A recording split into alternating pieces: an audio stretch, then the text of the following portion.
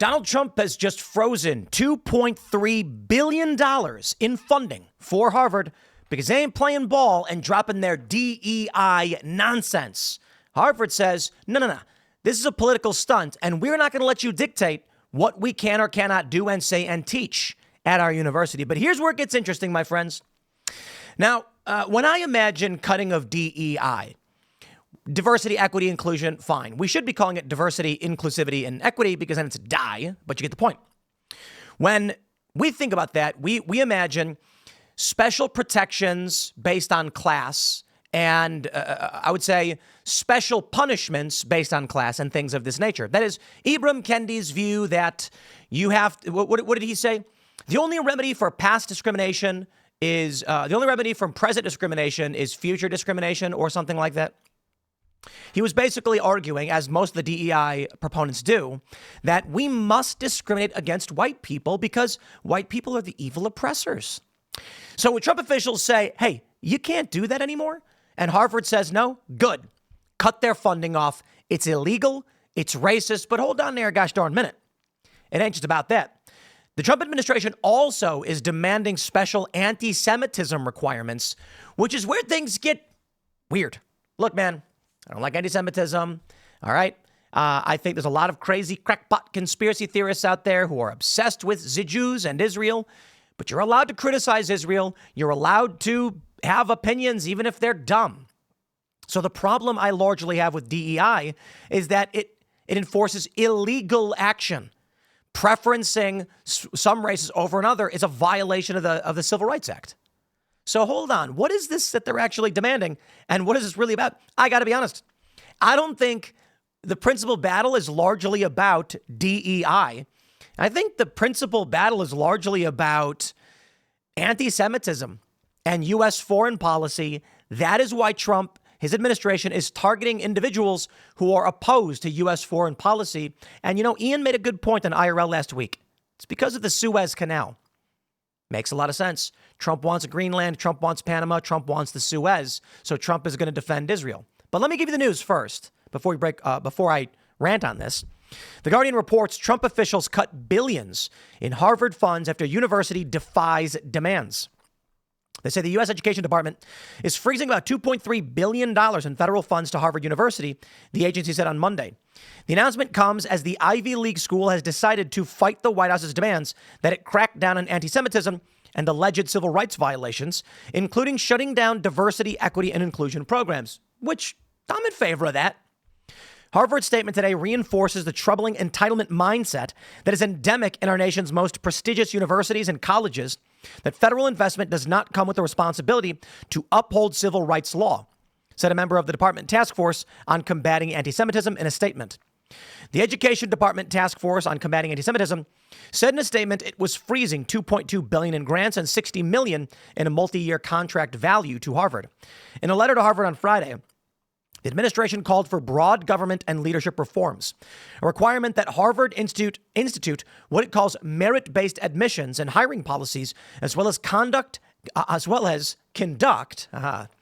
audit of the student body, faculty, and leadership on their views about diversity. And I got to be honest, I got no problem with that. None. The demands, which are an update from an earlier letter, also called for a ban on face masks, which appeared to target pro-Palestinian protesters. Full stop. No, you can't say that. The issue of masks is masks. Thank you and have a nice day. Closure of its diversity, equity, and inclusion programs, which it says teaches students and staff to make snap judgments about each other based on crude race and identity stereotypes, and pressure the university to stop recognizing or funding any student group or club that endorses or promotes criminal activity, illegal violence, or illegal harassment. The administration also demanded that Harvard cooperate with federal immigration authorities. I'm loving this. I would say to Donald Trump, seize the endowments, take all of their money away. I don't care. I look at Nayib Bukele and I'm warning all of you guys. These centrist, classical liberal types need to get with the times. There is a time and place for the live and let live, let's all hold hands mentality. And Donald Trump is not even going beyond his constitutional authorities. He is working intelligently within them and the left is losing their mind, and they have to lie about everything in order to justify why they're actually mad. For instance, with the deportation of this Abrego Garcia guy, they're claiming he's a Maryland man. He's not. He's a Salvadoran man who entered the country illegally. They're saying Trump kidnapped a Maryland man and sent him to a foreign prison. That's insane. Trump deported a guy with a deportation order to his home country, where he's being held in jail for being a gang member in MS-13. The left says he was accused of no crimes. That's incorrect. He illegally entered the country. That's a crime. The penalty is deportation. He was sent home. What El Salvador does with its own citizens is on them. Absolute insanity how they're lying about everything. And this is why I'm saying, my friends, Donald Trump is a wartime president. Now, wartime has scales, has degrees, has gradients. And I did not come up with this idea. Okay, I did not make up one day that Trump. No, this has been in the conservative circles now for almost 8 years, because they arrested his lawyers, because they raided his home, because they tried to put him in prison. Extenuating circumstances have arisen where we do not hold back. But what I hear from these classical liberal centrist types is, Tim, are you saying Trump should violate the Constitution? He can't do that. No, I'm not. I'm saying no more deference and no more benefit of the doubt.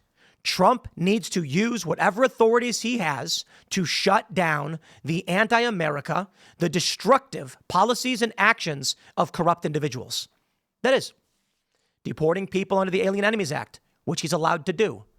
And then they scream and they cry he's kidnapping a Maryland man to send to a foreign prison. Lies. All lies. Read the Supreme Court. This is absolutely insane that we're at this point. I don't want to go harp on that too much. That's a bigger story we're going to do for our noon live and our 4 p.m. Timcast segment. But anyway, I digress. To the universities, Donald Trump should use any and all authorities he has to strip them of their funding, to stop the communist garbage that these schools are espousing. As for the anti-Semitism thing, I'm kind of like, I understand there's a threat to U.S. foreign policy, but this one's a little overt, okay?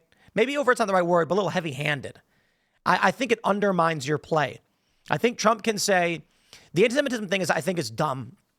I think what he should say is threats to U.S. foreign policy. I guess the issue is they can't. It's a free speech issue, and anti-Semitism gets them around that. Harvard's president said in a letter they would not comply. Quote, no government, regardless of which party is in power, should dictate what private universities can teach. Are you kidding me? You're right. You're completely right, Harvard president. And the government doesn't have to give you money. So we're in agreement. Teach whatever you want. No money from the government. I ain't paying for it. He says what they can teach, whom they can admit and hire, and which areas of study and inquiry they can pursue. Alan Garber, the president, wrote, adding that Harvard has taken extensive reforms to address anti-Semitism. Garber said the government demands were a political ploy. It makes clear that the intention is not to work with us to address anti-Semitism in a cooperative and constructive manner. Although some of the demands outlined by the government are aimed at combating anti-Semitism, the majority represent direct governmental regulation on the intellectual conditions at Harvard. Cry more. You don't deserve free government money. Trump, give me $2.3 billion and we'll make anti-woke university. And there you go. How much? I'll tell you this. 50 million individuals in this country would take $2.3 billion and try to make a university.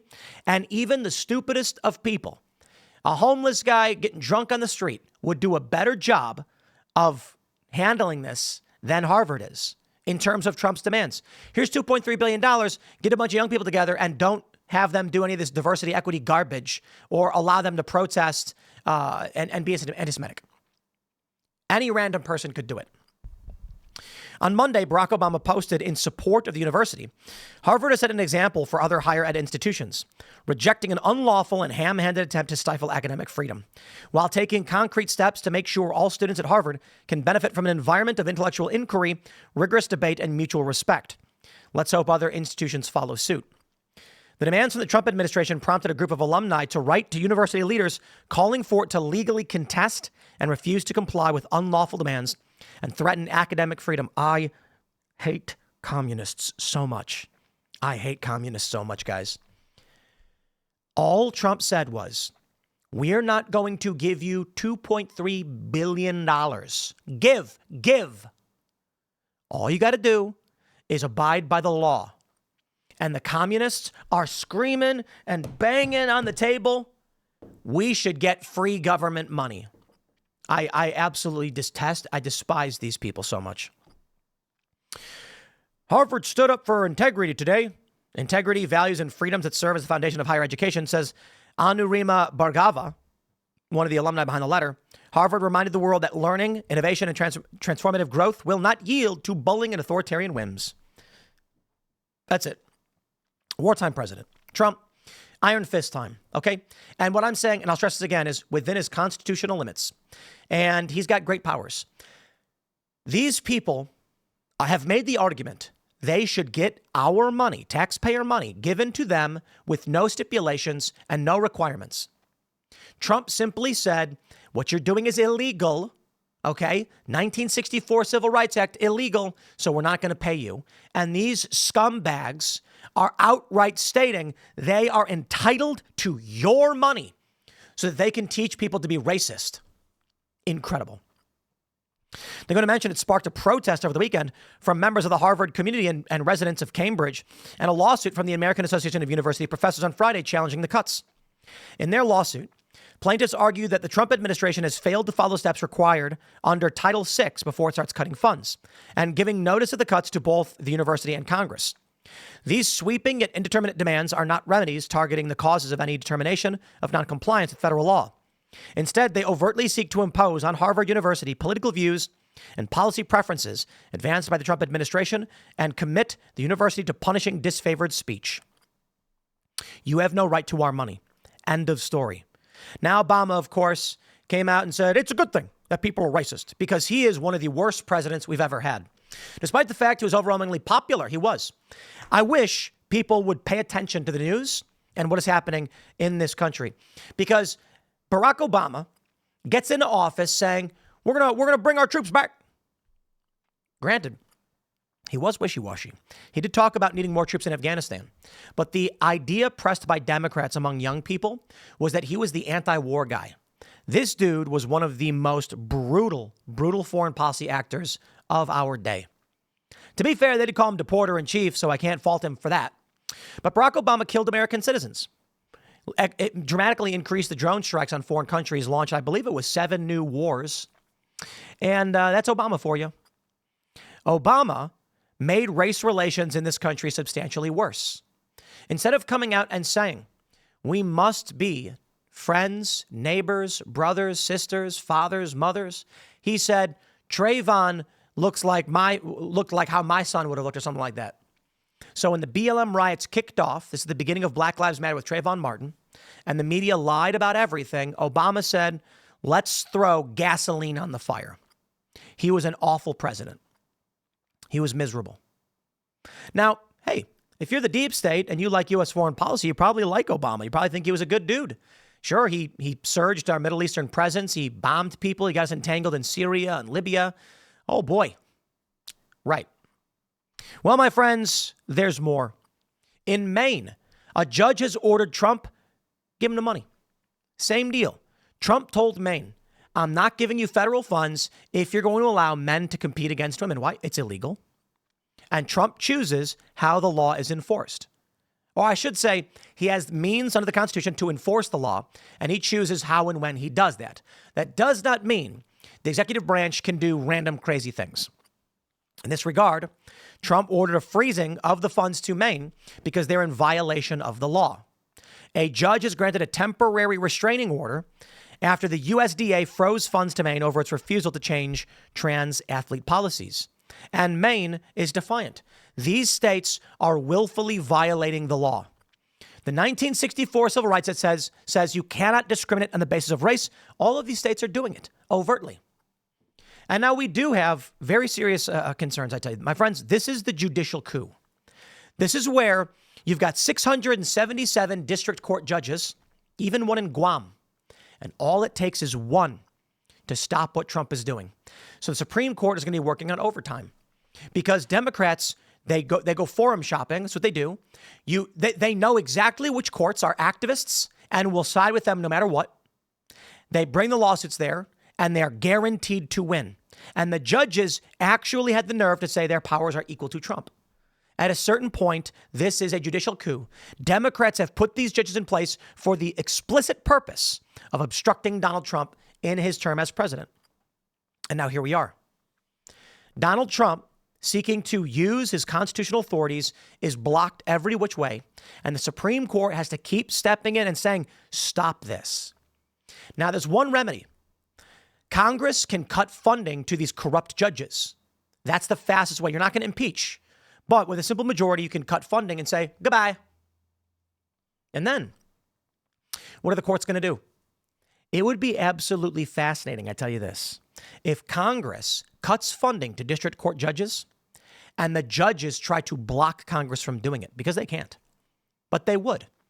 That would be the true sign of the judicial coup. Fox News reports Maine Attorney General Aaron Frey took a swipe at the Trump administration on Friday as a federal judge ruled that a funding freeze to the state must be lifted as the state refuses to amend its policies regarding transgender athletes in girls' and women's sports. District Court Judge John Woodcock issued the temporary restraining order, which was suspended amid Trump's fight with Maine Governor Janet Mills over trans athletes.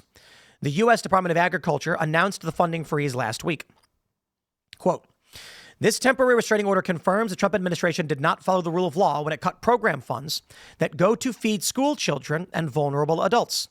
This order preserves Maine's access to certain congressionally appropriated funds by prohibiting an unlawful freeze by the administration.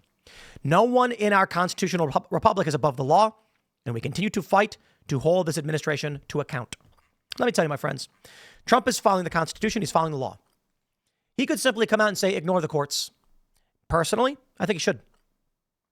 The argument is such. Who has the authority to take the actions? Who has the authority to actually issue these rulings? One might argue, Tim, the Democrats certainly do, that the judges can tell Trump that he can't do these things. And Trump can tell them they can't do these things. It's called co-equal branches. There is not a reality where Donald Trump can't do anything without permission from a judge. It goes both ways. See, the Democrats are lying, and they're presenting this argument that the judiciary is above the executive. The Supreme Court recently ruled this. No court can force Donald Trump to engage in foreign policy actions. This is, of course, related to the Abrego Garcia story.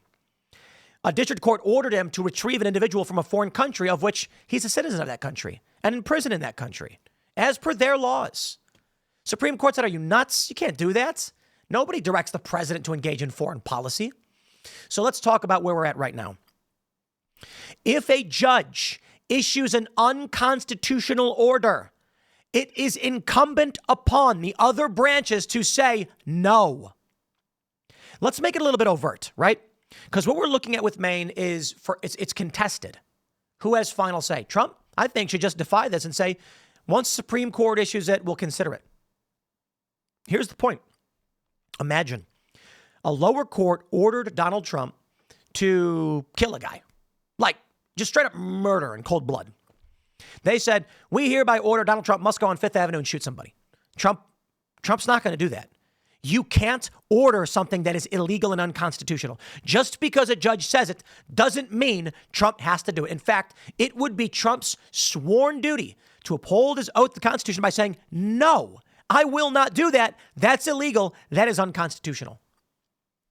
But in the Constitution, my friends, where are the rules that break all of this down? This is the great challenge we face today. That Donald Trump, as the head of the executive branch, dictates how the executive branch is run and has sole executive authority. So courts can issue reviews of the law as they exist, and they're supposed to issue rulings pertaining to those involved in their courts.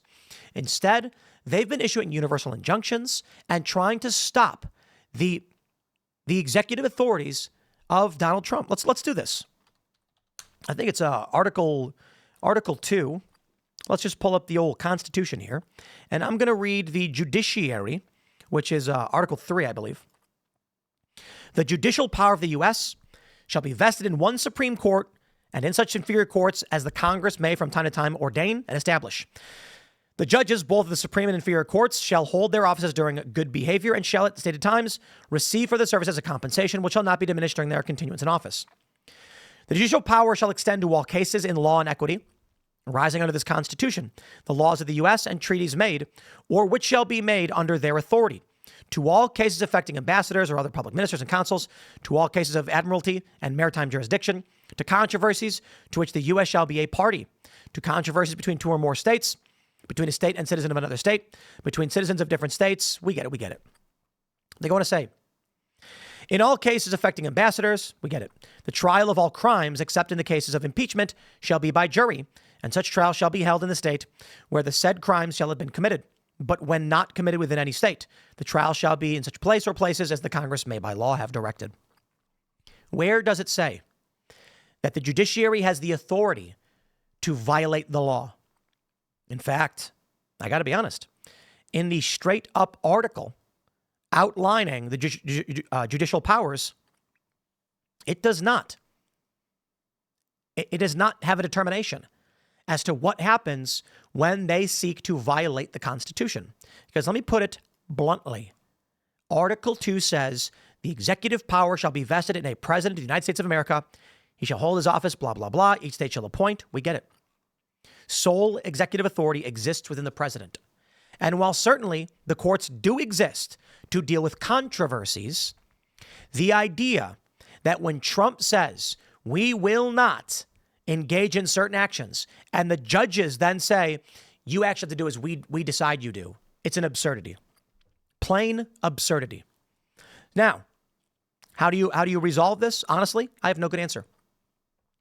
I believe that Donald Trump must just assert executive authority and say, as they did with the Abrego Garcia case, they asserted the judicial branch has no authority to dictate the executive engage in any kind of foreign policy related actions. None whatsoever. That's it. This is an inherent fault we have within this three-party system, which is going to be difficult to rectify. Co-equal branches that check each other. But the way the judiciary is working right now, it's basically just a block on the executive serving above the executive. It's impossible. If judges are going to block every single thing Trump does, and he's gotten more universal injunctions than basically any other president ever, and in the shortest amount of time too, it's clear that they are acting unconstitutionally to obstruct the executive branch and its authorities. At some point, Trump's going to have to say, shut your mouth. Or, I have seen the ruling from the court, now have them enforce it. I'm going to wrap it up there, my friends. Stay tuned. We got more coming up through the rest of the day. You can follow me on X and Instagram at Timcast, and we'll see you all then.